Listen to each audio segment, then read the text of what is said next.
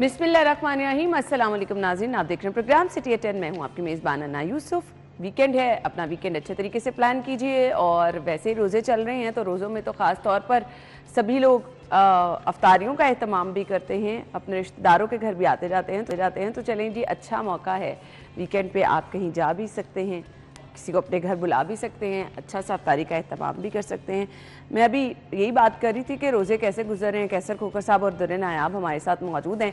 चलें जी, इनकी तरफ बढ़ते हैं और कुछ इनसे रमज़ान का हवाल दरियाफ्त कर लेते हैं। अस्सलाम वालेकुम। रोज़े ठीक गुजर रहे हैं? बिल्कुल ज़बरदस्त रोज़े रख रहे हैं और तमाम मुसलमानों से गुजारिश है कि तमाम रोज़े रखें जी, बिल्कुल। और रोज़ा रखना जो है इतना ज़्यादा सवाब है कि ये रहमतों का, बरकतों का महीना है और इसमें रहमतें और बरकतें जो है समेटनी चाहिए और तमाम जो सवाब होता है वो रोज़े का बहुत ज़्यादा सवाब है। फिर इसमें जो इबादत है उसका अपना सवाब है, फिर तराबियों का अपना सवाब है। फिर इस वाले से मुसलमानों को चाहिए कि रोज़े भी रखे, तराबियाँ भी पढ़े और 5 वक्त की नमाज भी पढ़े। बहुत अच्छा कैसर खोखर साहब ने आज शो के आगाज में क्या जान डाल दी, अच्छी बात है। अच्छा जी, धुरे नायाब, मौसम के हवाले से कुछ मैं रिलेट करना चाहूंगी। मौसम कल देखें, कल से कुछ मौसम ने अंगड़ाई ली है। हाँ। और लोगों को बताया है कि थोड़ा रोज़ा टफ हो सकता है आखिरी 2-4 घंटों में, लेकिन ठीक है, अभी उतना असर तो नहीं है। लेकिन कल गर्मी तो शदीद गर्मी वाले रोजे देखें, हिद्दत बढ़ती जा रही है और कल भी थी हिद्दत, आज भी है। पहले भी ऐसा होता था कि टेम्परेचर 20, 22, 24, 28 तक भी गया, लेकिन इतनी हिद्दत नहीं थी। अब कल जो हमने महसूस किया ना कि गर्मी की शिद्दत और हिद्दत दोनों में बड़ा इजाफा हुआ है। चलें जी, अल्लाह ताला से तो एहतियात बरतें, ज्यादा पानी पिए, पानी ज्यादा पिए। पानी कोई नहीं पी रहा, पानी और सहरी में दही का इस्तेमाल भी लाजमी कीजिए, वो भी बहुत ज्यादा इफेक्टिव होता है। अच्छा जी, खबरों की तरफ आ जाते हैं। म्यू अस्पताल से खबर है, सोशल मीडिया देख लें, खबरों में देख लें, म्यू अस्पताल सर फहरिस्त हर जगह पर नजर आ रहा है और क्यों ना आए, होना भी चाहिए। हम लोग अक्सर ये कहते थे, सीएम साहिबा बाहर निकलेंगी, दौरा करेंगी, जाकर रियलिटी देखेंगी, लोगों से बातचीत करेंगी, तब पता चलेगा कि ग्राउंड रियलिटी क्या है, मसाइल क्या हैं। कागज जो सामने आते हैं, प्रेजेंटेशन जो आती है, उसमें तो सब अच्छा दिखाई दिया जाता है। अद्वियात के बहरान के बावजूद सिर्फ 34 करोड़ की अदायगी की मंजूरी। वजीर आला मरियम नवाज शरीफ की अस्पताल में अद्वियात के बहरान के दौरा दूर करने के हुक्म पर वजीर स्पेशलाइज्ड हेल्थ ख्वाजा सलमान रफीक की सरबराही में इजलास हुआ है। कैसर खोखर साहब जी बिल्कुल, म्यू अस्पताल में 3 अरब रुपए की जो बकाया जाते हैं अद्वियात के, उनमें से सिर्फ 34 करोड़ रुपए जो है वो भी वज़ीर आला की मदाखलत पर दिए गए हैं। और जो बाकी मरीजों को जो फ्री दवाइयाँ देते हैं वो दवाइयाँ नहीं मिल रही, जिसकी वजह से जात चौधरी साहब ने ये खबर ब्रेक किया और मरियम नवाज ने दौरा किया। उस दौरे के बाद MS म्यू अस्पताल को हटाया गया उधर से और नए MS साहब लगाया गया है। हम नए MS साहब से उम्मीद करेंगे कि वो अच्छे काम करें और ख़ास तौर पर जो मरीज़ हैं उनकी फलाह और उनकी बहबूद के जो काम है उनको तरजीह दे। और जो हर मरीज़ है उसको मुफ्त दवाई मिलनी चाहिए, हर मरीज को अटेंड होना चाहिए, हर मरीज को सेटिस्फाई होकर जाना चाहिए और हर मरीज जब अस्पताल से जाए तो म्यू अस्पताल का जिंदाबाद का नारा लगा कर जाए। इस तरह का सिस्टम वहाँ खड़ा किया जाए ताकि मरीजों को बेहतरी हो सके। और ऐसा जब वज़ीर आला पंजाब दौरा करे म्यू अस्पताल का तो वो ना सिर्फ MS की तारीफ करे बल्कि मरीजों से भी। सवाल तो ये है कि जो पैसे ही अदा नहीं हो रहे तो अस्पताल के मामला कैसे बेहतर चलेंगे? मसला तो जूम का तू रहा ना। अच्छा देखिए, ये जाहिद चौधरी साहब ने बड़ी अच्छी स्टोरी को लेकर चले और मैं उनकी व्लॉग भी सुन रहा था। हमारे सोशल मीडिया पे भी मेरी अपने दोस्तों से दरखास्त है जो टीवी देखते हैं कि हमारे सोशल मीडिया पेज को भी फॉलो करें। हम बहुत सारी स्टोरीज जो वक्त की कमी की वजह से खबरों में नहीं दे सकते, हम उसमें खुल के बात करते हैं और व्लॉग्स में मैं जाहिद चौधरी साहब से ही मुझे ये चीज़ें रिवील हुई। बड़ी ऑथेंटिक बात कर रहे थे, हमने खुद वहां से देखी कि भाई ये बात MS साहब की तो नहीं है। MS साहब तो वैसे एडिशनल चार्ज पे थे, कुछ इख्तियारात, कुछ चीज़ें तो वैसे उनके पास नहीं थी। उसके बाद वहाँ पे महकमे फाइनेंस वालों से किसी ने पूछा, म्यू हॉस्पिटल के डायरेक्टर फाइनेंस से किसी ने पूछा कि जी आपके पास इतनी डिमांड रेज हुई थी, वो पैसे आपने क्यों नहीं दिए? और MS साहिबान जो एडिशनल चार्ज पे थे, इन्होंने क्या स्पेशलाइज्ड हेल्थ केयर से पूछा कि आपने अब तक परमानेंट MS क्यों नहीं लगाए? इतनी क्यों कमी थी आपके पास सीनियर डॉक्टर्स की? मैं इसीलिए कहता था कि आप जब ब्यूरोक्रेसी की ऐनक उतारेंगी, आप फील्ड में जाएंगी, आप अपना दफ्तर छोड़ेंगी तो आपको एहसास होगा कि बाहर क्या हो रहा है। और ये आपके लिए बड़ा जरूरी है वज़ीर आला साहिबा के लिए, क्योंकि आगे इलेक्शन और आगे चीजें इन्होंने अपनी बनानी है। आपने मैंने तो इलेक्शन नहीं लड़ना, किसी गरीब बंदे ने तो नहीं लड़ना। आप जाके देखें तो सही, लोगों की पल्स तो देखें, लोगों की नब्ज पे हाथ तो रखें, आपको लग पता जाएगा, पता चले, आपको पता लगा, आपको हल्की सी लोगों की तकलीफ का एहसास हुआ, हरारत महसूस हुई तो आपने अंदर जाके MS पे सारा नजला गिरा दिया। बहुत अच्छी बात है, लेकिन तज़हीक अमेज रवैया देखें ना कभी मोहसिन साहब ने इस्तेमाल किया था, मैंने कभी नहीं देखा। बिल्कुल ऐसे। मैंने 13 महीनों में ना कभी उन्होंने ज्यादती की किसी के साथ, किसी डॉक्टर की, किसी अफसर की दिल आजारी की, और मिनिमम लोग, मेरा ख्याल 1 या 2, वो भी किसी अपनी गलती की वजह से शायद ट्रांसफर हुए, लेफ्ट राइट हुए, अदरवाइज उन्होंने कभी किसी को मुअत्तल तक भी नहीं किया। सबने काम किया, इज्जत के साथ काम किया, सारे काम किया। अब वो काम छोड़ के क्यों बैठे हैं? अब इस तरह की चीज़ों से जो ब्यूरोक्रेसी आपसे करवा रही है, इसमें तो मैं YDA और इस तरह की तंजीमों को मजीद मजबूत होता देखता हूँ। मैं यंग डॉक्टर्स के साथ साथ जितनी आपका स्टाफ है मेडिकल का, उनको मुतहर्रिक और मुनज़्ज़िम होता देखता हूँ कि जी हमारे डॉक्टर के साथ तो बड़ा तरीके से अमेज रवैया किया जा रहा है, लेकिन मसले जूं के तूं है। अब एक ये भी बड़ा इशू आ गया है कि आपने MS को भी हटा दिया, MS को तब्दील भी कर दिया, 3 अरब की लाइबिलिटी में 34 करोड़ अदा कर दिए, जो कि आटे में नमक के बराबर है। इसके बाद क्या आप समझते हैं कि लोगों को सिरिंज से लेके, रुई से लेके, कॉटन बड से लेके दूसरी चीजें तक भी मिल जाएंगी? वो भी अवेलेबल नहीं है। बहुत सारे हॉस्पिटल हैं, आज अब सर्वे करा लें। खोकर साहब भी मेरी बात को सेकंड करेंगे। यही कहा था कि म्यू के अलावा आप सर्विसेज मुखैयर हजरात चला रहे हैं, तरले कर रही होती है हॉस्पिटल की मैनेजमेंट कि जी मुखैयर हजरात को कि जी हमारी सिरिंजें खत्म हो गई हैं, हमारे पास तो ब्लड सैंपल लेने की सिरिंज नहीं है, हमारी मशीन खराब है, एक्सरे की फिल्में को डोनेट कर दे, इवन के कॉटन डोनेट कर दे। तो ये आपके अस्पतालों के हालात हैं और आप कहते हैं कि जी हम आइडियल मेडिकल सिस्टम ला रहे हैं और लाएंगे कि जी भेजा भेजा हो जाएगी। ये नहीं होना।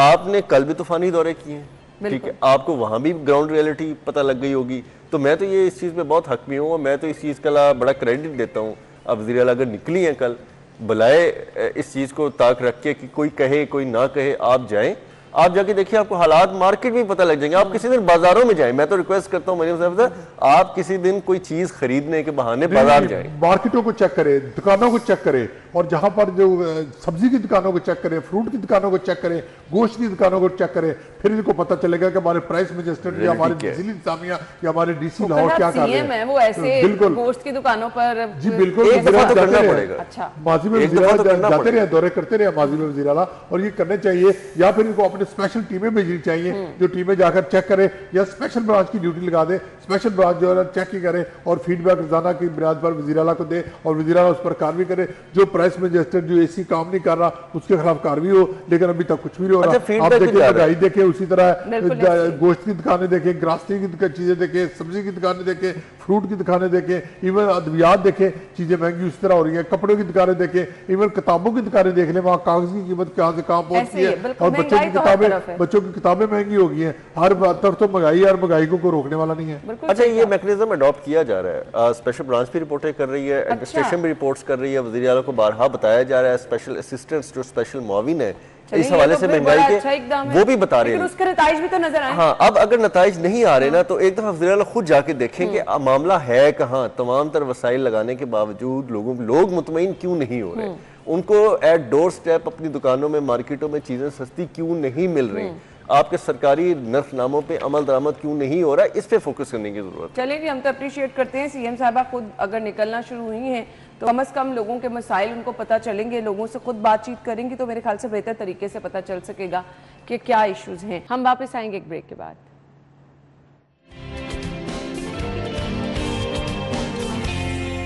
खुश आमदीद आपको एक बार फिर से कहेंगे और अगली खबर की तरफ चलेंगे। वजीर आला ने शहर लाहौर की नहर की भल सफाई का हुक्म दे दिया है। राउदुल शाद हुसैन साहब की खबर है, माजी में भी भल सफाई होती रही, दुरनाए आप।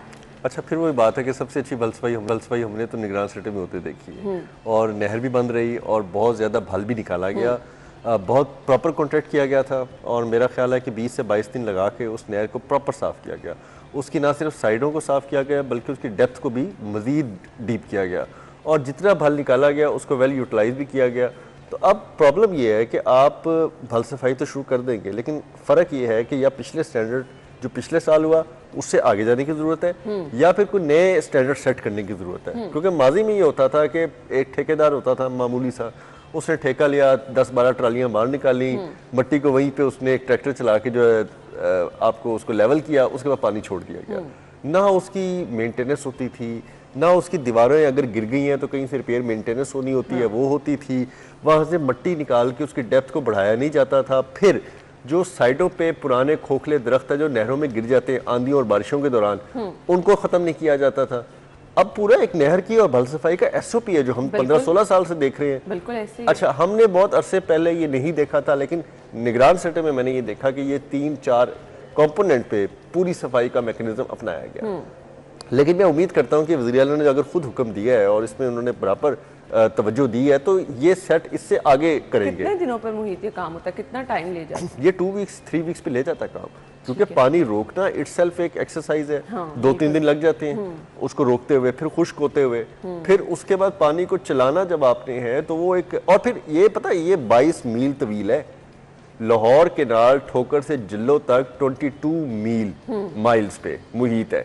ये मामूली बात नहीं है, ये बहुत तवील है। आपने अगर उसको अप टू डेट करना है, आपने उसको अच्छे तरीके से साफ करना है, पूरे साल के लिए रेडी करना है, तो आपको मेहनत करनी पड़ेगी। वरना कई बारिशों में मानसून पे हमने ये भी देखा है कि पानी बाहर आ जाता है। ऐसे ही है। आप एफसी के पास देखें, आप फिरोजपुर रोड के वाला जंक्शन पे देखें, मुस्लिम टाउन तक, आप एफसी कॉलेज तक, जो भी पूरा पोर्शन है ये तो पूरा ओवरफ्लो होता है। तो फिर ये चीज इशू होती है, तो आपको भल सफाई के दौरान इसकी डेप्थ को क्लियर करना होता है और डीप करना। ये है कि लाहौर की बल सफाई हो रही है, इससे लाहौर के शहरियों को क्या फायदा हो रहा है, मुझे ये बताएं। खोखर साहब, मतलब अगर शहरियों को फायदा, शहरियों का फायदा ये है, लाहौर के शहरियों का फायदा फिर है जब आप महंगाई को कंट्रोल करेंगे। वो भी खबर आ गई है। चलें, पोल्ट्री एसोसिएशन का रेट बढ़ाने के लिए वज़ीर आला को खत।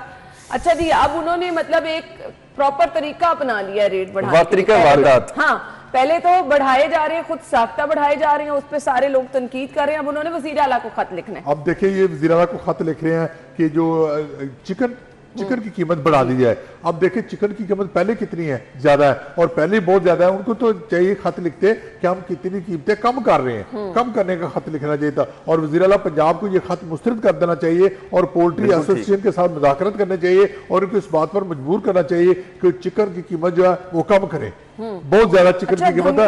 आम बंदा देखिए, एक बंदे की दिहाड़ी देखिए 1000 रुपए एक बंदे की दिहाड़ी होती है, और उसमें चिकन की कीमत 500 रुपए रेट तक पहुंच चुकी है। 600 रुपए तक, 600 को क्रॉस कर गई है दुनिया, आप कह रहे हैं। तो देखिए अब इतनी ज्यादा कीमत हो गई है, तो अगर 600 रुपए से क्रॉस चिकन की कीमत कर गया, एक बंदा 1000 रुपया दिहाड़ी करके वो चिकन खाएगा, रोटी खाएगा, बच्चों की हेल्थ करेगा, बच्चों की एजुकेशन करेगा, मकान का किराया देगा, बिजली का बिल देगा, और मेडिसिन का खर्चा देगा, या कहाँ का पानी का खर्चा देगा, पानी का बिल देगा, या कहाँ खर्च करे 1000 रुपया। और इस वाले से लोगों, एक आम बंदे का रहना पहले अजीरन बना हुआ है, और हुकूमत को चाहिए कि चिकन की कीमतें कम करे, और जो ये पोल्ट्री एसोसिएशन की दरखास्त है ये रिजेक्ट कर दे। नाजायज FIR कह रहे हैं जी, दुकानदारों पर की जा रही है जी। देखिए नाजायज जो जायज का फैसला तो हुकूमत करेगी ना। जहां आप कीमतें ज्यादा वसूल कर रहे हैं, आपका एक रेट मुकर्रर किया गया है, ठीक है। आप उस रेट पे अगर वाकई आप सिंसियर होते कि जी आप वो कहते हैं कि रेट पे बड़ा फर्क पड़ गया जी, हम तो मर गए हैं, तो अपने कारोबार छोड़ चुके होते। बिल्कुल, आप ग्राम फरोशी ना कर रहे होते, आप किसी और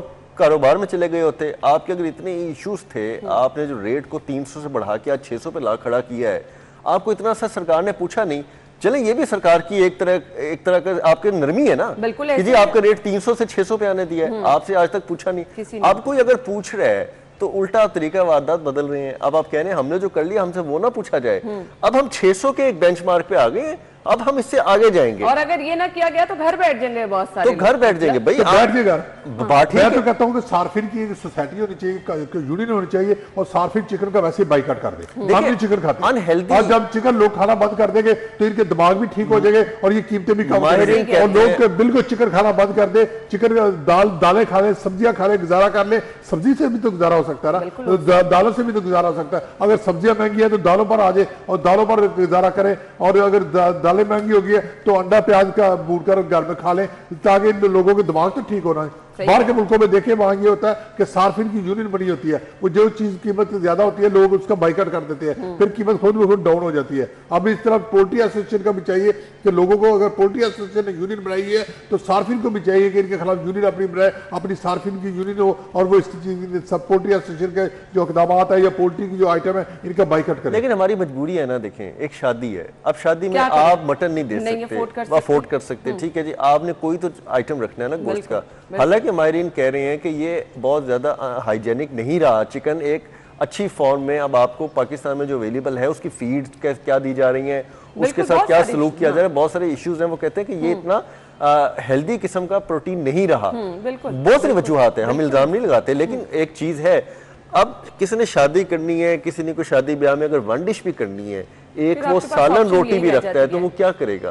बिल्कुल। दाल रोटी रख के कोई शादी ब्याह करा के अगर किसी की बेटी घर जाती है तो उसूली तौर सारी पे जिंदगी बातें सुनेंगे। इस्लाम तो ये कहता है कि ये भी नहीं होना ये भी नहीं होना चाहिए। चाहिए। 4 लोग आए मस्जिद में निकाह करें और ले जाएं, लेकिन ये मुआशरती तौर पर हम इतने ज्यादा जकड़े जा चुके हैं जिसका फायदा इस किस्म के लोग उठाते हैं और ये तो मामला रहेगा। अब ये जो ब्लैकमेलिंग का सिलसिला है ना, ये अब ब्लैकमेलिंग की जा रही इस पे खोकर साहब ने आज जो बात है ना 100 आने की कर दी है। उन्होंने कहा जी वज़ीर आला कहें जी रिजेक्ट। बिल्कुल ठीक वो है, तो बिल्कुल रिजेक्ट rejected। हो ना हो, लेकिन इस ब्लैकमेलिंग के बाद मुझे लग रहा है कि ये कीमतें और बढ़ाएंगे और क्योंकि वो तो अपनी तरफ से बड़े वो हो गया ना कि हमने तो वजीर आला को अब खत लिख दिया तो हम तो बिल्कुल राइट और जो पहले रिलीफ दे रहे थे वो अब बिल्कुल ना दें, बंद कर दें। बिल्कुल सही कहा आपने। हम ब्रेक के बाद आपको ज्वाइन करते हैं हमारे साथ में।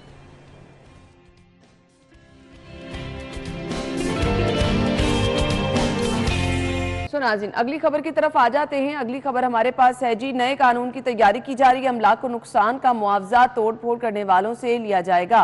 पुरतशद्दुद मुजाहिरों की रोकथाम, राइट मैनेजमेंट पुलिस के कयाम की समरी वजीर आला को इरसाल की गई है। इरफान मलिक साहब की खबर है, कैसर खोखर साहब। जी बिल्कुल, ये बड़ा अच्छा कदम है कि जो अमलाक को नुकसान पहुंचाते हैं, खास तौर पर जो पब्लिक प्रॉपर्टी या किसी आम बंदे की रास्ते में जाते हुए मुजाहरा कर रहे हैं तो गाड़ी जा रही है, गाड़ी के शीशे तोड़ देना या उसके बम्पर तोड़ देना, ये बिल्कुल गलत बात है। मुजाहरे होने चाहिए लेकिन पुरअमन होने चाहिए। सड़क की एक तरफ लाइन में मुजाहरा कर ले अपना, दूसरी तरफ में सड़क में ट्रैफिक भी चलती रहे, या फिर हुकूमत इनको जैसे कि मीनार पाकिस्तान में जगह दी हुई है वहां पर जाकर ये अपने मुजाहरे करें और अपना जो गुस्सा है वहां पर ये ठंडा करें। लेकिन ये सड़क लेकर लोग ये करते हैं कि मुजाहरा बाद में करते हैं, सड़क पहले ब्लॉक कर लेते हैं ताकि अवाम को जलील किया जाए। उससे हुकूमत जलील नहीं होती, अवाम जलील होती है। और बच्चे स्कूल जाने होते हैं, कोई पेशेंट को एम्बुलेंस फंस जाती है कि दरमियान में लोग बेचारे रसवा होते हैं। लोगों ने अपने काम जाना होता है, लोगों ने अदालतों में जाना होता है, दफ्तरों में जाना होता है, तो लोग फंस जाते हैं दरमियान में और फिर तोड़ फोड़ शुरू कर देते हैं। और ये बड़ा अच्छा कानून है, ये होना चाहिए, बल्कि ये बहुत पहले हो जाना चाहिए था, कानून बन जाना चाहिए था कि जो तोड़ फोड़ करे उसका जो मुआवजा वो तोड़ फोड़ करने वाले से लिया जाए ताकि उसको उस पर सख्त कानून साजी हो और इस पर जुर्माना भी सख्त होना चाहिए और सजा भी सख्त होनी चाहिए। ऐसा कानून बनाना चाहिए। अच्छा, मैं तो कह दूंगा जी बहुत देर कर दी मेहरबान आते आते, ये तो बहुत पहले हो जाना इससे चाहिए पहले इस पे कुछ अमल दरामद नहीं आप देखें ना कि मुझे याद है कि लंदन में एक मुजाहरे हुए थे और उसमें उन्होंने रातों रात अदालत लगाई थी, उन तमाम के तमाम लोगों को गिरफ्तार किया था। उसके बाद उनसे वो वसूलियां, उनसे सारी चीजें करके सजा जजा करके फिर वो घरों को गए थे। तो हमने तो ऐसे स्पीडी ट्रायल दुनिया में देखे हैं, लेकिन हमारे शहर में क्या हुआ? आप पूरे पाकिस्तान को छोड़ें, हमारे शहर में 9 मई वाला वाकया बहुत बड़ा वाकया था। आप आज तक क्या कर लिया? वीक प्रोसिक्यूशन और वीक कवानीन होने की वजह से आज तक आप उसका फैसला नहीं कर सके।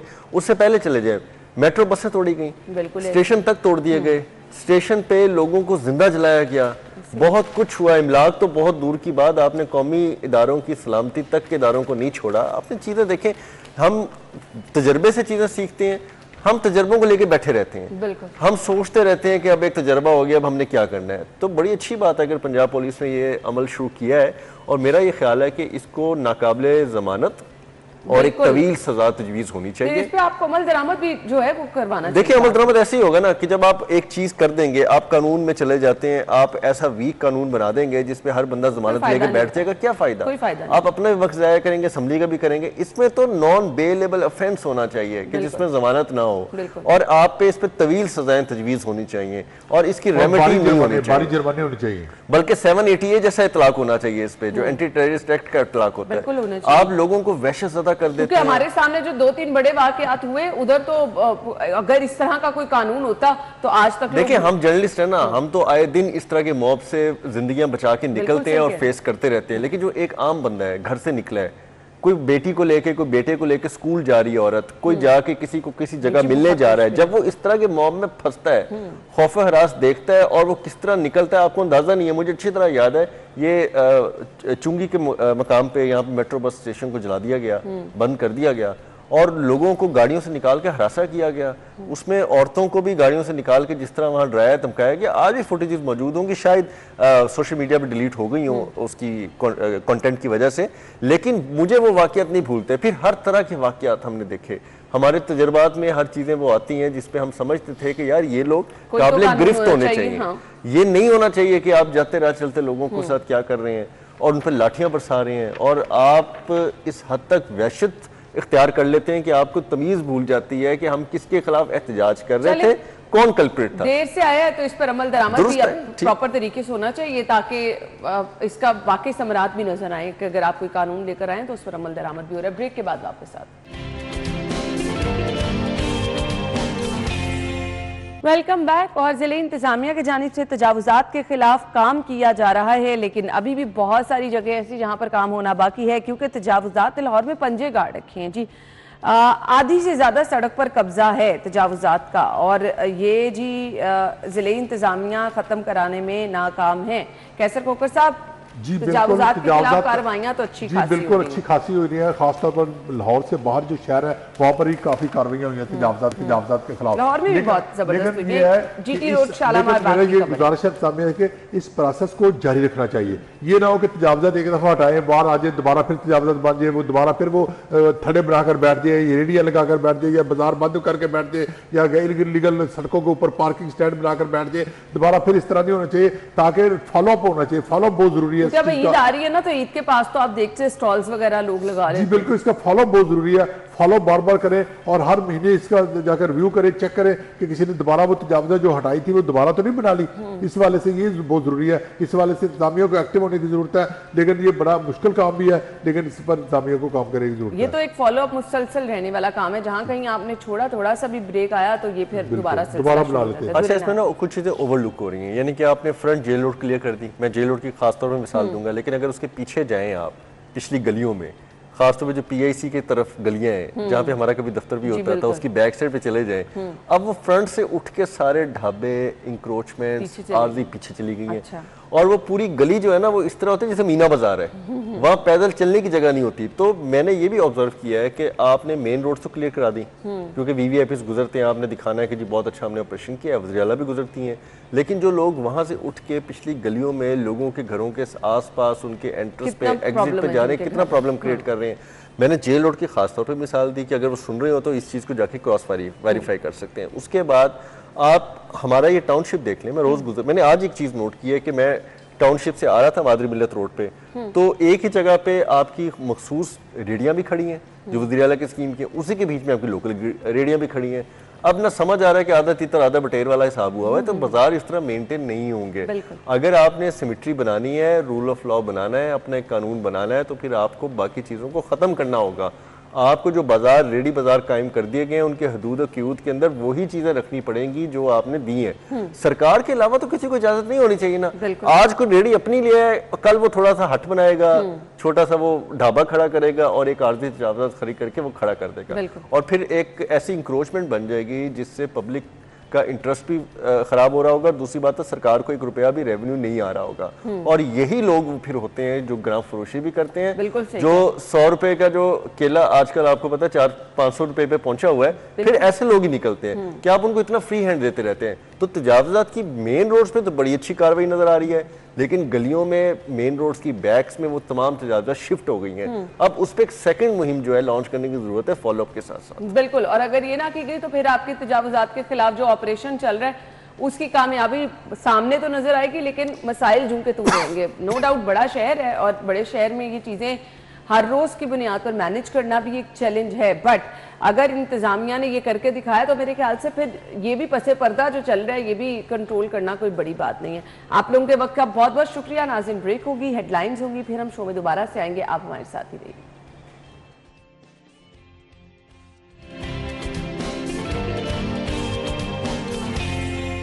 स्टूडियो में आपको खुश आमदीद कहेंगे। नाज़रीन, दुनिया क्रिकेट का एक बहुत बड़ा नाम, पाकिस्तान की पहचान और पाकिस्तान का फख्र, अपना दुनिया क्रिकेट में नाम बनाने के बाद बहुत बड़ी बात है कि आप फलाही कामों की तरफ भी आएँ, क्योंकि दर्द दिल रखना, खिदमत हल्क करना, बहुत सारे लोग हम देखते हैं कि ये काम कर रहे हैं, बट इस काम के साथ जुड़े रहना, मुसलसल इंसानियत की खिदमत के लिए काम करना मेरे ख्याल से एक बहुत बड़ा काम है। क्योंकि आजकल अगर आप देखें तो हर तरफ एक भाग दौड़, मशीनी ज़िंदगी लगी है।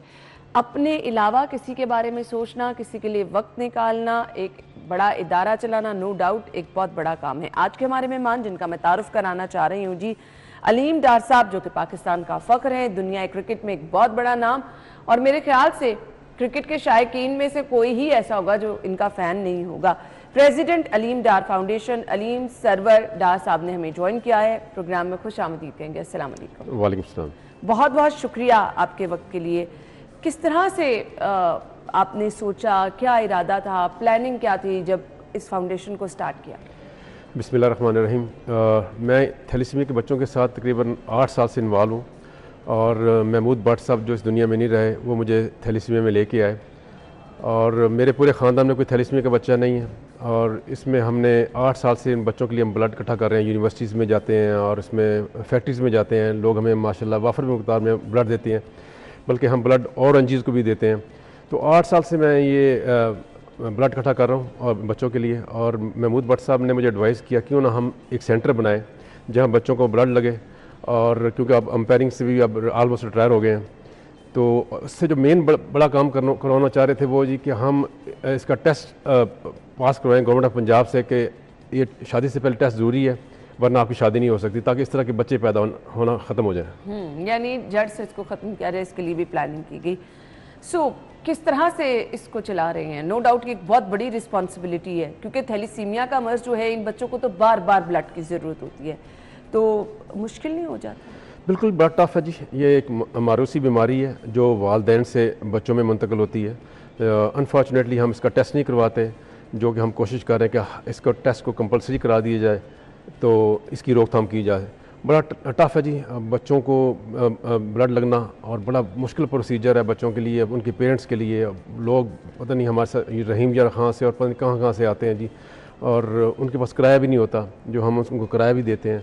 तो बड़ा टफ है जी वो प्रोसीजर जो बच्चों को 3-4 घंटे का होता है, और अल्लाह का शुक्र है जी हम 1 साल से ये काम कर रहे हैं इन बच्चों के लिए। तो किस तरह से बच्चे रजिस्टर्ड करने का कोई ख़ास तरीक़ेकार है, या ओपन डोर पॉलिसी कोई भी आएगा तो उसको जो है फैसिलिटेट किया जा सकता है? बिल्कुल जी, जो हमारी जो फाउंडेशन है इसमें हम बिल्कुल फ्री ऑफ कॉस्ट हर चीज़ है, और इसमें हमारे पास जो मेन बर्डन आया अद्वियात का है जो कि हमारे लिए ईजी नहीं है, क्योंकि इसमें जो बच्चों को जब ब्लड लगता है उसमें उस बच्चों में आयरन बहुत ज़्यादा हो जाता है, तो उसमें फिर उनको आयरन को कंट्रोल करने के लिए जो अद्वियात होती हैं बड़ी कॉस्टली होती हैं। हम फ्री ऑफ कॉस्ट उन बच्चों को अद्वियात भी फराहम करते हैं। सही। सो नो डाउट ये एक बहुत बड़ी रिस्पॉन्सिबिलिटी। तो जितनी दफ़ा बच्चे को ज़रूरत होती है उतनी दफ़ा रब्ता आपसे ही किया जाता है, वो फिर लूप में आ जाते हैं बच्चे? बिल्कुल जी, हमारा प्रोसीजर है और इसमें सबसे बच्चा हम रजिस्टर करते हैं, उसके बाद बच्चों की पूरी हिस्ट्री लेते हैं, उसके टेस्ट होते हैं, और हमारी एक बड़ी माशाल्लाह ज़बरदस्त लैब है, हर चीज़ उसमें टेस्ट की जाती है। उसके बाद बच्चे को कितना ब्लड लगना है वो सारा प्रोसीजर जो हमारी जो है मेडिकल टीम उसको किस तरह से एक महीने में कितने बच्चों को जो है वो ब्लड लगाया जाता है? जी, सबसे पहले जी जब बच्चा हमारे पास आता है उसका CBC होता है कि बच्चे को कितनी मिकदार में खून की ज़रूरत होती है, और वो हमारे डॉक्टर्स उसको टेस्ट करते हैं, और उसके मुताबिक फिर हम ये है कि बच्चों को ब्लड लगाते हैं। कुछ बच्चों को 15 दिन के बाद ब्लड लगता है, कुछ बच्चों को 1 महीने के बाद, डेफिनेटली 1 महीने में 1 या 2 दफ़ा जरूर लगता है बच्चों को ब्लड। सही। किस एज के बच्चे होते हैं इस थैलेसीमिया के मर्ज में ज़्यादातर मुब्तला? देखें जी, ये जब बच्चों में ये बीमारी वालिदैन की तरफ से आती है तो 6 महीने तक बच्चे को ब्लड नहीं लगता। 6 महीने के बाद उसकी बॉडी खुद ब्लड बनाती है जो कि ब्लड नहीं बना सकती, तो फिर 6 महीने के बाद से वो ब्लड बच्चे को लगना शुरू हो जाता है। और इन बच्चों की मैक्सिमम उम्र 30 से 35 साल होती है, और ये वालिदैन के सामने अल्लाह को प्यारे हो जाते हैं। अब प्रिवेंशन पे बात करना बहुत ज़रूरी है। जैसा कि आपने कहा कि कोशिश तो ये है कि एक बिल पास कराया जाए, प्रिवेंशन के पेश नज़र हमें कुछ ऐसे सेमिनार्स करने हैं, कुछ ऐसे अब तो सोशल मीडिया हमारे पास बहुत बड़ा प्लेटफॉर्म है, लोगों को बताना है कि ये एक बहुत ज़रूरी अमल है, इसकी रोकथाम के लिए हम सबको काम करना होगा। बिल्कुल जी, इसमें हमारे साथ माशाल्लाह शोबिस के लोग भी इन्वॉल्व हैं, इसमें इफ्तिखार ठाकर हैं, अली मीर हैं, इसके अलावा हमारे पास क्रिकेटर्स हैं जो हम उनके ज़रिए पैगाम दे रहे हैं सोशल मीडिया के ज़रिए कि थैलेसीमिया की बीमारी है क्या। जहांगीर खान साहब हमारे साथ हैं, तो बड़े बड़े लोग हैं जिनको लोग सुनते हैं, हमारे साथ अटैच हैं, और इसके साथ हम ये अवेयरनेस के जो प्रोग्राम है जो बहुत ज़रूरी है, जो लोगों को अवेयरनेस नहीं है उसको हम अवेयरनेस दे रहे हैं। क्योंकि प्रिवेंशन पर काम होगा ही तभी इसकी रोकथाम हो सकती है, अदरवाइज जब लोगों को पता ही नहीं होगा। करना क्या है अब? क्या सब लोगों को शादी से पहले अपने टेस्ट, क्योंकि हमारी सोसाइटी भी ऐसी है ना, आप देखें अगर कोई जिसमें निकल आया थैलेसीमिया कोई माइनर निकल आया तो ये तो बड़ा इशू हो जाता है, कोई शादी करने को तैयार नहीं होता। बिल्कुल जी, इसमें जब माइनर की शादी माइनर से होती है तो ये मेजर बच्चे पैदा होते हैं जो कि हम टेस्ट नहीं करवाते। इसमें लड़कियों के टेस्ट हमने सजेस्ट किया जी गवर्नमेंट ऑफ पंजाब को लड़कियों को टेस्ट ना कराया जाए, सिर्फ लड़कों को कराया जाए। जब लड़की पॉजिटिव आ जाती है फिर उसकी शादी नहीं होती। तो दोनों का पॉजिटिव होना ज़रूरी है। अगर लड़का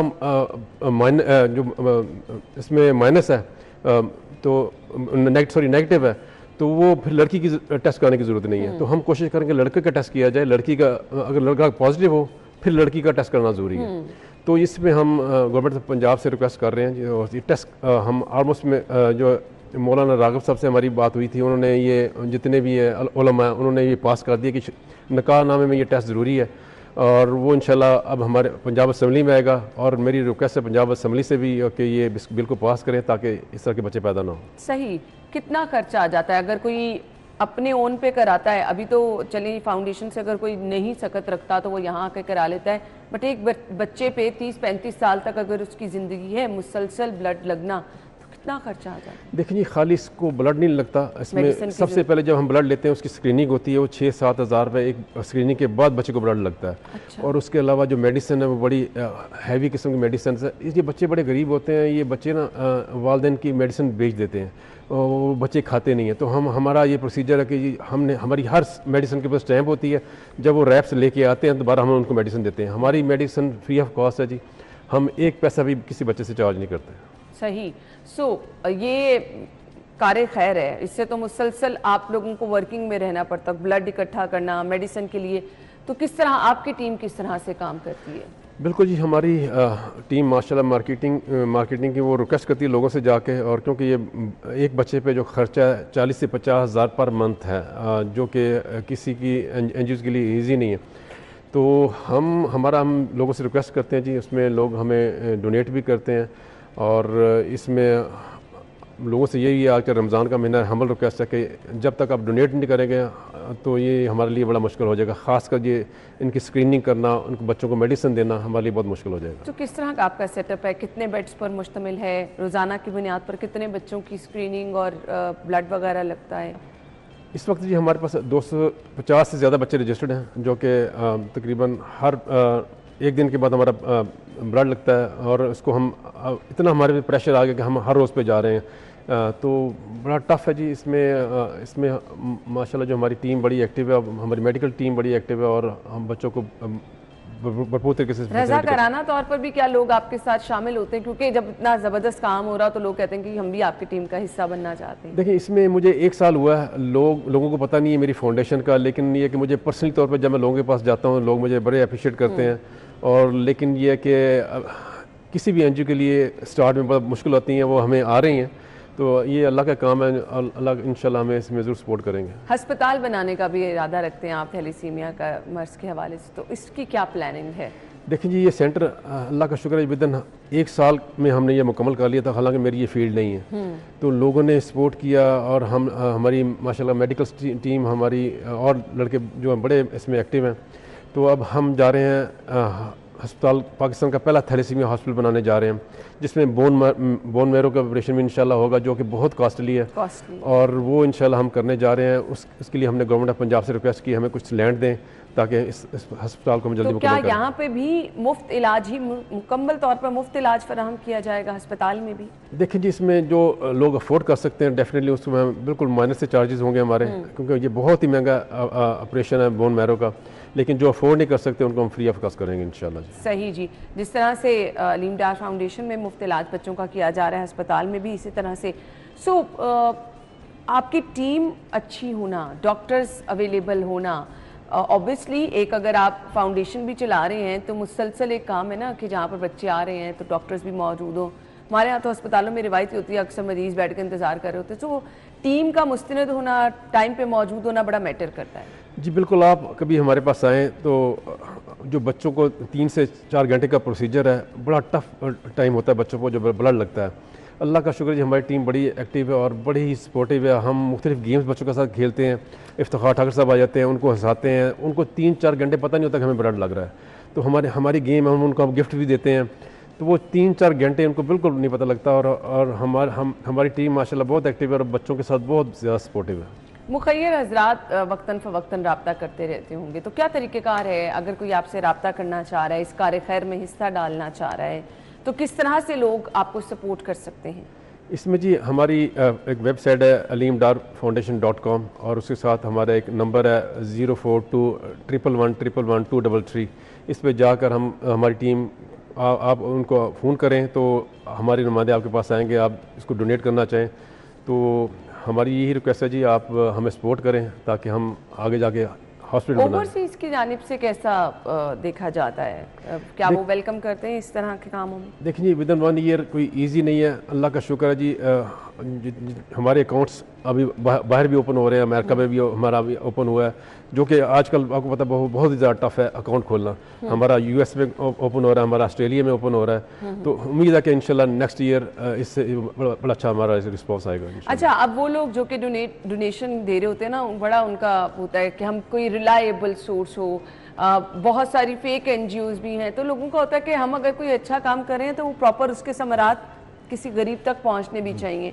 तो क्या डिटेल में सब लोग जान सकते हैं कि बच्चों का इलाज कैसे हो रहा है? आप ये ऑफर करते हैं कि आप आके चाहे देख भी लें? बिल्कुल, जिसमें जो लोगों के पैसे होते हैं वो अमानत होती है और लोग मेरे पे ट्रस्ट भी करते हैं। अल्लाह का शुक्र है, अल्लाह ने जितनी रिस्पेक्ट दी है। और इसमें हमने जो अपनी कंपनी का ऑडिट करवाया, one of the best company है जो पाकिस्तान की जो ऑडिट कर रही है हमारा। हालांकि ये बहुत टफ होता है और लेकिन मैंने कहा जी हमारा जो ऑडिट है वो जो सबसे बेस्ट कंपनी है वो हमारी करेगी। फर्गूसन कंपनी है जी, वो हमारा ऑडिट कर रही है और इसमें ताकि हर चीज़ बड़ी ही ट्रांसपेरेंट हो और ये कि लोग का ट्रस्ट हो कि यार ये जो पैसा हम दे रहे हैं सही जगह इस्तेमाल हो रहा है। सही, चलें जी, इसमें तो फिर अब कोई वो शक वाली बात ही नहीं रह जाती है। अब जिन बच्चों को ब्लड लग गया, घर चले जाते हैं, उनके साथ क्या लूप में रहते हैं? अगर खुदा ना खास्ता बच्चे को कोई रिएक्शन हो गया है, बच्चा बीमार हो गया है, तो क्या वापस आके आपके पास चेकअप कराने की ऑप्शन भी मौजूद होती है? देखिए जी, जब रिएक्शन होता है तो जब बच्चे को ब्लड लग रहा होता है उस वक्त रिएक्शन होता है। अल्लाह का शुक्र है अभी तक 1 साल में एक बच्चे को रिएक्शन होता है, उसको फीवर हो गया था, वो भी माइनर सा था। हमारी टीम जैसे मैंने बताया बड़ी एक्टिव है माशाल्लाह जी, अभी तक किसी बच्चे को कोई रिएक्शन नहीं हुआ। हमारा बिल्कुल हमारे साथ एक बहुत बड़ा हॉस्पिटल है, वहाँ हमारा उनसे कॉन्ट्रैक्ट भी है, किसी बच्चे को रिएक्शन होता है हम वहाँ शिफ्ट कर सकते हैं, लेकिन अभी तक एक बच्चे को भी ऐसा रिएक्शन नहीं हुआ कि हाँ हमें कोई प्रॉब्लम हो। थैलीसीमिया मर्ज में मुब्तला जो बच्चे होते हैं प्रेजेंट कैसे करते हैं? ऑब्वियसली हर बीमारी के कुछ ना कुछ सिम्टम्स होते हैं, कुछ अलामात होती हैं, तो बहुत सारे लोगों को पता ही नहीं होता। बिल्कुल जी, इसमें बिल्कुल आपने सही कहा, क्योंकि हम इसका टेस्ट नहीं करवाते और इसमें ज़ाहिर आपका जब ब्लड नहीं बनेगा तो आपकी जो है जो आपकी बॉडी बताना शुरू कर देगी। हाँ, आपका कमज़ोरी होती है, चेहरा काला हो जाता है आपका, तो उसमें आपका ब्लड जो नहीं बन रहा होता।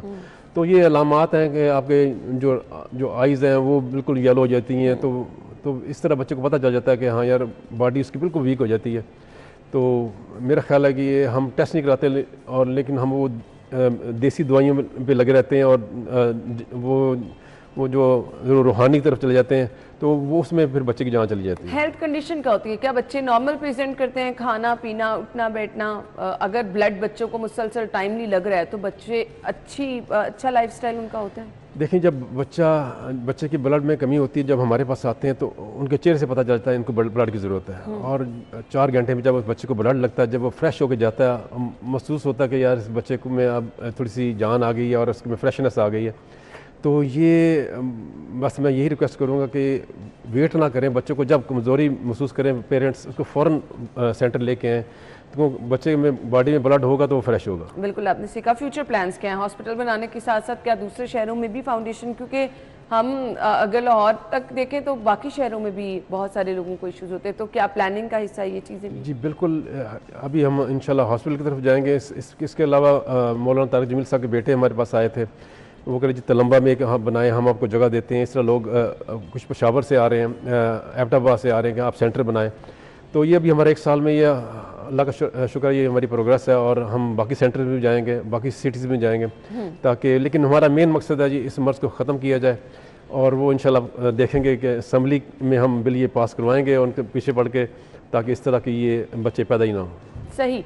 मैं आपसे एक दफ़ा फिर जानना चाहूँगी, क्योंकि लोगों को लगता है कि शायद मुफ्त अगर इलाज मौलजा यहाँ पर हो रहा है, मुफ्त ब्लड अगर लगाया जा रहा है, तो प्रॉपर इंतज़ामात उस तरह से नहीं है। मुझे ये बता दें, अगर कोई अपने बच्चे को लेकर आना चाह रहा है तो उसका तरीक़ेकार क्या है? रजिस्ट्रेशन से लेकर ब्लड लगना, हर चीज़ मुकम्मल तौर पर फ्री की जा रही है? जी बिल्कुल। इससे जैसे मैंने पहले भी बताया, हमारा एक प्रोसीजर है कि बच्चा आया उसको हम रजिस्टर करते हैं, हर उसकी पूरी हिस्ट्री लेते हैं, उसको डॉक्टर उसकी हिस्ट्री चेक करते हैं और उसके बाद ये फिर हमारा वो प्रोसीजर शुरू हो जाता है। और इसमें बिल्कुल आएँ, और जो हमारी तरफ से ऑफ़र है, कोई लोग जो आते भी हैं जिनके पास किराए भी नहीं होते, हम उनको रेंट भी देते हैं। और जो हम आगे हॉस्पिटल बनाने जा रहे हैं वहाँ हम कमरे भी बनाएंगे। जो लोग ये रहीम या हाँ बहावल नगर और राजनपुर से आते हैं वो वहाँ रात स्टे करें, ब्लड लगाएं और फिर वापस चले जाएं। ब्लड कहाँ कहाँ से इकट्ठा किया जाता है और क्या लोग आसानी से विलिंग होते हैं? अब जैसे रमज़ान का महीना चल रहा है, बड़ा लोग रिलक्टेंट होते हैं कि रोज़ा रखा होता है, हम तो रोज़े रख रहे हैं तो ब्लड ना दें। क्या लोगों का रवैया होता है? आसानी से लोग ब्लड जो है वो दे देते हैं? जी, ये आपने बड़ा अच्छा क्वेश्चन किया। और लोग इसमें बड़े हेजिटेंट होते हैं कि ब्लड ना दिए जाए, और मैं समझता हूँ हर 3 माह के बाद ब्लड देना ज़रूरी है। ये मेडिकली भी आपकी बॉडी के लिए बड़ा अच्छा है। तो हम यूनिवर्सिटी में जाते हैं, हम क्लासेस में जाते हैं, यकीन करें कि बच्चे जो अपनी क्लास छोड़ के ब्लड देना शुरू कर देते हैं। इस तरह फैक्ट्री के लोग हमें बड़े ब्लड देते हैं। इफ्तिखार ठाकुर से हमारे साथ अटैच हैं, उनको लोग बड़े पसंद करते हैं। तो वो लोग जिन्होंने ब्लड नहीं देना होता वो हमें ब्लड देते हैं। हम यूनिवर्सिटीज़ में जाते हैं, कॉलेजेस में जाते हैं और इसका फैक्ट्रीज में जाते हैं। हमें ये भी लोगों को बताने की जरूरत है ना कि किस एज से आप ब्लड दे सकते हैं। लोगों को लगता है अच्छा अभी तो हम छोटे हैं, 20-22 साल के भी हैं, नहीं अम्मी ने मना कर दिया तो ब्लड देंगे तो कमजोरी हो जाएगी, ये हो जाएगा। ये भी लोगों को बताना बहुत ज़रूरी है कि ये हमारे इंटरनल सिस्टम के लिए भी बहुत अच्छा है। जी, इसमें जो बेस्ट ब्लड है जी वो 18 साल से लेके 55 साल तक है। मैं अभी माशाल्लाह 57 का हूँ और मैं अभी भी ब्लड दे रहा हूँ। और ये आपकी बॉडी के लिए बहुत अच्छा है। आप बहुत सारी ब्लड प्रेशर की बीमारी आपको पता है ये कभी नहीं होगी, आपको हार्ट की प्रॉब्लम नहीं होगी अगर आप रेगुलर ब्लड देते हैं। जी, अगर आप ब्लड डोनेट करते हैं, आपकी बॉडी अल्लाह ताला की तरफ से सिस्टम ऐसा है, मजीद नया ब्लड बनाना शुरू हो जाती है, तो वो आपके लिए फ़ायदेमंद है। मैसेज क्या होगा देखने वालों के लिए? देखने के लिए मैसेज जी मैं ये कहना चाहूँगा जी, सब ये टेस्ट जैसे कि हम कोशिश कर रहे हैं कि ये इसका टेस्ट करवाया जाए और इसको गवर्नमेंट ऑफ पाकिस्तान से रिक्वेस्ट है जी इसको कंपलसरी कराया जाए, इस पर इम्प्लीमेंट भी होना चाहिए। तो ये उन लोगों की पता है जिनके बच्चे इस मर्ज से गुजर रहे हैं, इस कर्ब से गुजर रहे हैं। तो एक तो टेस्ट बड़ा ज़रूरी है और दूसरा ये कि जितने भी एनजीओज़ काम कर रहे हैं, मैं नहीं कह रहा कि हमारी एनजीओज़ जितने भी कर रहे हैं उनको सपोर्ट करें, क्योंकि इनकी सपोर्ट की वजह से ये एनजीओज़ कायम है। नो डाउट, क्योंकि ये मुखैर हज़रात जो हैं ये बहुत ज़्यादा ज़रूरी इनका रोल होता है। इन्हीं की वजह से ये तमाम लोग काम कर रहे हैं और इन्हीं की सपोर्ट की वजह से ये इस तरह के ज़बरदस्त और अच्छे काम कर रहे हैं। जो लोग, आपकी अपनी चॉइस है, लेकिन जो लोग आगे बढ़कर इसमें हिस्सा लेना चाहते हैं उनको ज़रूर आगे बढ़ना चाहिए, क्योंकि दुखी इंसानियत की खिदमत से बड़ा और कोई काम नहीं हो सकता। थैंक यू सो मच, आपके वक्त का बहुत बहुत शुक्रिया। हम ब्रेक के बाद ज्वाइन करेंगे जी आप। आज है जी 8 मार्च, ख़वातीन का आलमी दिन आज मनाया जा रहा है। आप सभी लोग जानते हैं वजूद ज़न से है तस्वीर कायनात में रंग। ये दुनिया में जो रंगीनी नज़र आती है, नो डाउट इसकी बहुत बड़ी वजह आज की औरत है, आज की खातून है। दुनिया में कहीं पे भी देख लें, कामयाब कौमों को देख लें, उनकी अगर कामयाबियों को देख लें तो उसके पीछे कहीं ना कहीं आप देखेंगे बहुत बड़ा हाथ ख़वातीन का है। आज जो घर बहुत कामयाबी से चल रहे हैं, बहुत पुरसुकून चल रहे हैं, जिन घर में बहुत ज़्यादा कामयाबियाँ हैं, कहीं ना कहीं उस घर में बहुत बड़ा रोल वहाँ की औरत का होता है। आज हम सलाम पेश करना चाहेंगे, खराज तहसीन पेश करना चाहेंगे उन तमाम ख़वातीन को, वो चाहे घर में मौजूद हैं, वो चाहे मुख्तलिफ फील्ड्स में काम कर रही हैं। किस किस फील्ड का नाम लें?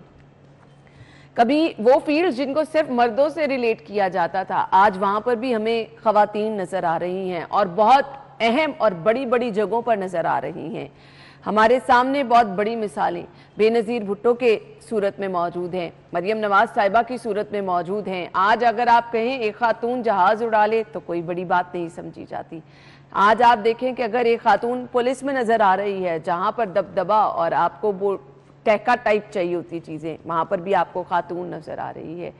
अगर आप आज कहें कि बाइक चलाती खातून आपको बड़ी पुरइत्तेमाद और बड़े सुकून से नज़र आ रही है, तो हर जगह पर आप देखें ख़वातीन बहुत खुश उसलूबी से अपना किरदार अदा कर रही हैं, बहुत जुर्रत और बहुत मैं कहती हूँ क्योंकि आज भी हमारी सोसाइटी में कहीं ना कहीं हमें नज़र आता है कि उस तरह से ख़वातीन को आगे नहीं बढ़ने दिया जाता।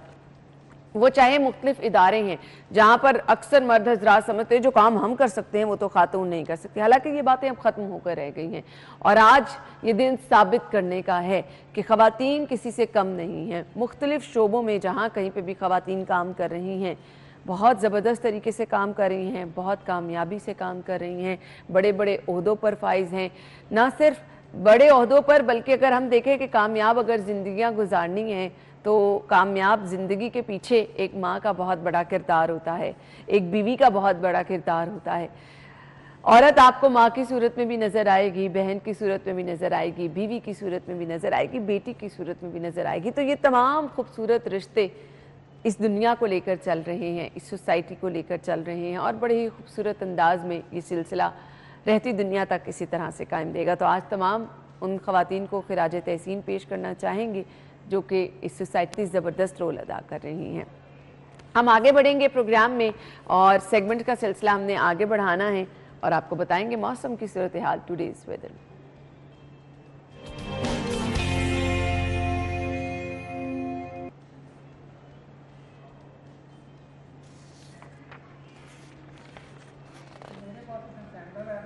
अच्छा जी, मौसम जो है वो अब कुछ तब्दीली की तरफ आया है और हल्की फुल्की क्या कभी कभी रोज़े की हालत में आपको शदीद भी गर्मी महसूस लगती है, लेकिन रातें भी ठंडी हैं, सहरी का टाइम बहुत अच्छा है। सो मौसम कैसा रहेगा वीकेंड पे? फातिमा हमारे साथ मौजूद हैं। जी फातिमा, ओवर टू यू।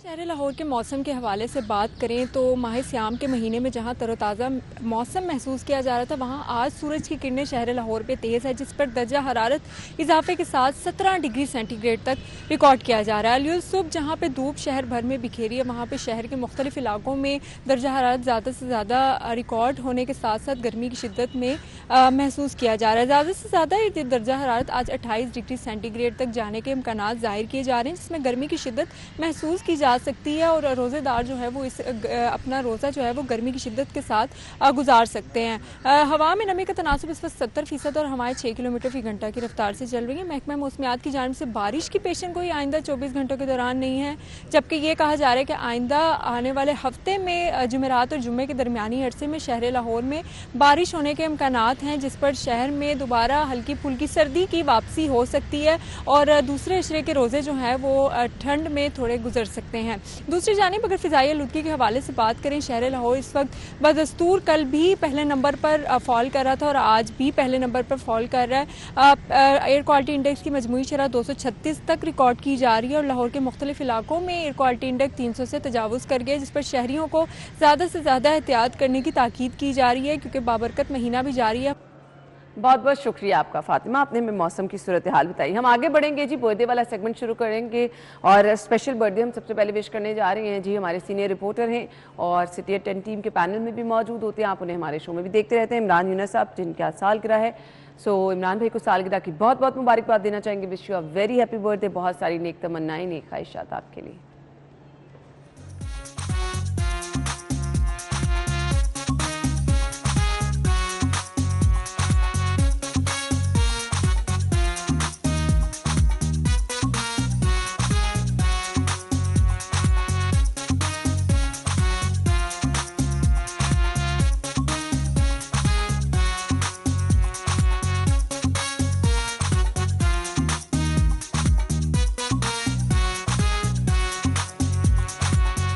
तो आपकी बर्थडे लिस्ट की तरफ भी आएंगे, ब्रेक के बाद ज्वाइन करेंगे। Stay with us.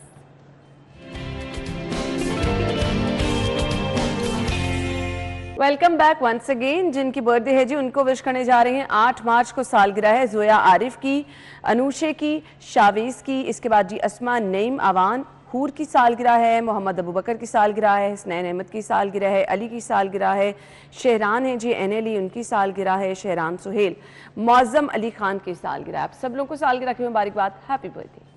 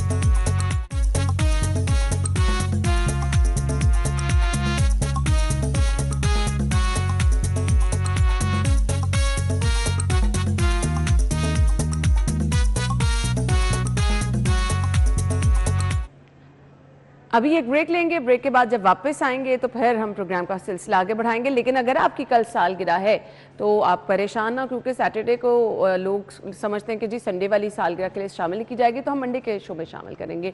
संडे और मंडे को जिनकी बर्थडे है वो हमें अपने पिक्चर्स और नाम भिजवा दें, मंडे के शो में इंशाल्लाह शामिल करके आपकी बर्थडे को भी स्पेशल बनाएंगे। स्टे विद अस।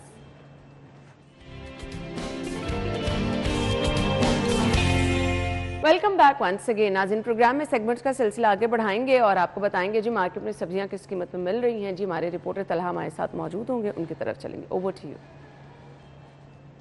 रमज़ान मुबारक के बबरकत महीने में भी मुनाफाखोरी उरूज पर है। अगर बाज़ारों की बात की जाए तो सब्जियों और फलों की कीमतें जो सरकारी कीमतें हैं उसमें और जिस कीमत पर ओपन मार्केट में उन्हें बेचा जा रहा है उसमें खासा फ़र्क देखने को मिलता है। अगर मैं बात करूं तो दर्जा अव्वल का जो आलू है वो सरकारी कीमत उसकी 50 रुपये रखी गई है, लेकिन ओपन मार्केट में 60 रुपये फ़ी किलो बेचा जा रहा है। इसी तरह प्याज की अगर कीमत की बात की जाए तो फ़ी किलो 60 रुपये में बिकना चाहिए, जो कि 70 रुपये में बेचा जा रहा है। इसी तरह टमाटर 45 रुपये सरकारी कीमत है, जबकि वो भी 60 रुपये फ़ी किलो 15 रुपये के इजाफे के बाद बेचा जा रहा है। इसी तरह लहसुन की कीमत 600 रुपये सरकारी कीमत है, जबकि वो भी 650 रुपये फ़ी किलो ओपन मार्केट में बेचा जा रहा है। अदरक की कीमत की अगर बात करें तो वही 350 की बजाय 390 रुपये फ़ी किलो बेची जा रही है।